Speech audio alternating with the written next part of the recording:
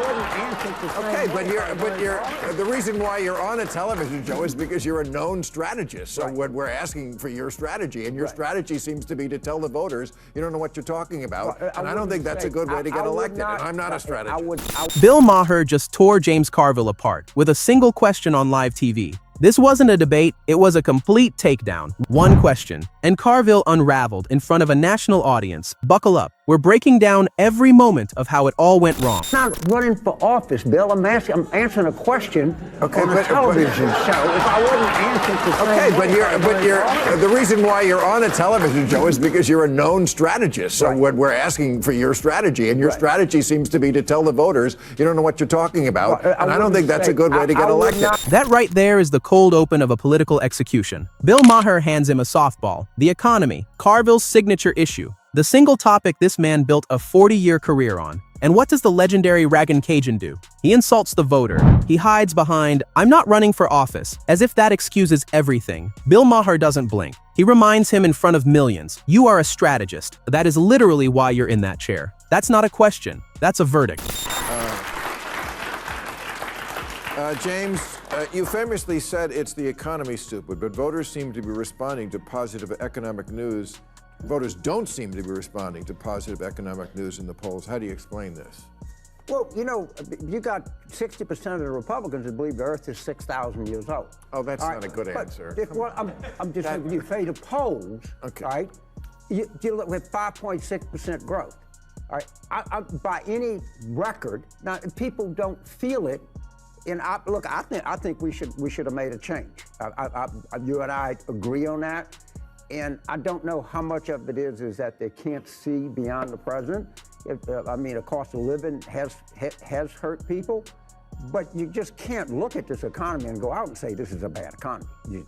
That's impossible. But that's not really what you want to tell the voters. Well, but I'm not running for office. Understand what just happened. The man who literally wrote the playbook on economic messaging answered a question about the economy by ranting about creationism. That isn't strategy, that's a meltdown in a sweatshirt. Bill Maher gives him every chance to pivot, every chance to sound like the strategist Democrats have worshipped for 30 years. And Carville keeps swinging at himself. He says voters can't see beyond the present. He says the cost of living hurt people, and in the same breath insists you can't call it a bad economy. To Carville, the voter is the enemy. To Bill Maher, that's exactly why Democrats are losing. And the audience laughed, not with him, at him.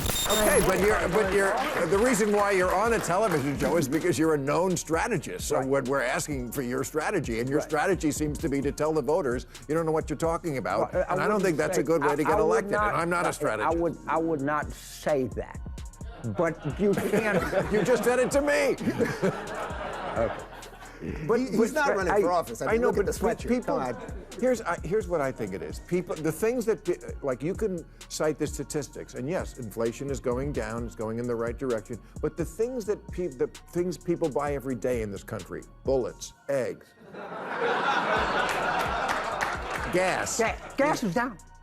Yeah, not here. I'm just telling you, the price of gas. Yes, we produce more. We pump more oil than we ever have in history, anywhere. We pump more. Listen carefully. Bill Maher laid out the receipts on national TV. 5.6% growth. More oil pumped than Saudi Arabia. More oil than at any point in American history. Crime down from 738 per 100,000 to 362. Inflation falling. Gas prices dropping. And what does the great Democratic strategist offer? A line so arrogant it should have ended his career on the spot. That the fact people believe something doesn't make it a fact. That's not a strategy. That's contempt. The same political class that spent 4 years screaming, "Trust the science." Now when the voter dares to disagree with the polling memo, suddenly the voter is a factual klutz. Mark my words, that one sentence is the entire credibility crisis of the Democratic Party in 14 words. Oil in Saudi Arabia. All right, just so you know that. But if you ask people, do you think that the Democrats and Biden is, oh yeah, of course he is, 100%. The fact that people believe something doesn't make it a fact. There's a big story in the Wall Street Journal today. The crime rate has dropped significantly. Argue with someone, but the crimes per 100,000, I think, was 738, and you're down to 362 or something like that. You got to sit here and act like I'm a factual klutz. because somebody believes something that's not true? And that's why this clip matters far beyond one cable show. For Bill Maher's own audience, center-left Democrats, suburban moms, working-class Americans, this confirmed what they've been quietly thinking for years. The strategist class stopped persuading and started lecturing. They don't ask why voters are angry. They tell voters they're wrong to be angry. How do you build a coalition when your opening pitch is, "You're too stupid to understand how good you have it"? You don't. You lose. Bill Maher sat there with the data. Carville sat there with the excuses. So, Mike Johnson, he's from your home state of Louisiana, the Speaker of the House. I read today he wrote a foreword in a book that subscribes to conspiracy theories and homophobic insults. I thought, Mike Johnson wrote the foreword to the Bible? Do you think Mike Johnson can hold his party together now that he has taken the mantle?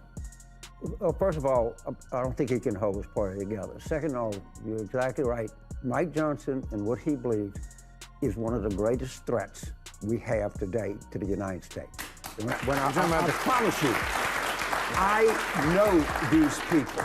You're talking about Christian nationalism. Absolutely. Talking about at the end. Rewind. Listen to what he just said. Christian nationalism, a bigger danger to America than Al-Qaeda. Al-Qaeda, the group behind one of the darkest days in American history, where 3,000 American lives were lost. According to James Carville, your church-going neighbor in rural Louisiana is more dangerous than the people responsible for that day. And he says it with full conviction. He doubles down. Triples down. That's not analysis. That's a fundraising email read out loud on national television. And Bill Maher sat there with the look of a man watching his own party go up in flames. This is a bigger threat than Al-Qaeda to this country. And let me tell you something. They're Speaker of the House. They got probably at least 2 Supreme Court justices, maybe more. Right? Don't kid yourself. And people in the press have no idea who this guy is, how he was formed, what the threat is, and this is a fundamental threat to the United States. It is a fundamental, they don't believe in the Constitution. They'll tell you that. Mike Johnson himself says, what is democracy but 2 wolves and a lamb having lunch? That's what they really, really, really believe. And to say, oh, come on, man, that's just some crazy shit. No. They believe that, and they're coming, and they've been doing it forever. They're funded. They're relentless. And, they probably won't win for a while, but they might. No, and if they do, the whole country blows a gasket. You just have to look at... Here's the warning sign nobody on the left will say out loud. When your top strategist compares half the country to a terrorist organization on live TV, you've stopped being a political party. How do you win back a working-class voter in Pennsylvania who goes to church on Sunday when your party's most famous strategist just compared him to a man with a bomb vest? You can't. That's the math. And every Democrat watching that clip in a focus group right now is silently panicking. Bill Maher is not a Republican. He is not MAGA. He's a lifelong Democrat openly telling his own party they've lost the plot. I think abortion is the big vulnerability in the Republican Party. And James, I see your governor in Louisiana is threatening to withhold state funding for the city of New Orleans' water infrastructure if the district attorney doesn't agree to prosecute women. No clean water for whores is his slogan. It wasn't that long ago when the Republicans would recoil if you said, you guys, don't you want to prosecute? No, we would never prosecute doctors or women. Now this is the policy. This is their surefire way to lose the next election. Well, look at the pattern. Every time Bill Maher hands him a chance to be reasonable, Carville fumbles it. On the economy, he insults voters. On Mike Johnson, he reaches for Al-Qaeda. On abortion, he pivots to insulting parents. The answer is always the same. The other side is evil, the voters are stupid, the Democrats are pure. That's not a political philosophy. That's a religion. And it's bleeding out on stage. No, and this is the issue. I mean, in Kansas and Ohio, they amended the state constitution. Right. That's not easy to do, to say, oh no, we want abortion rights here because everybody hates kids. They really do. They're feral, they're obnoxious, they're entitled.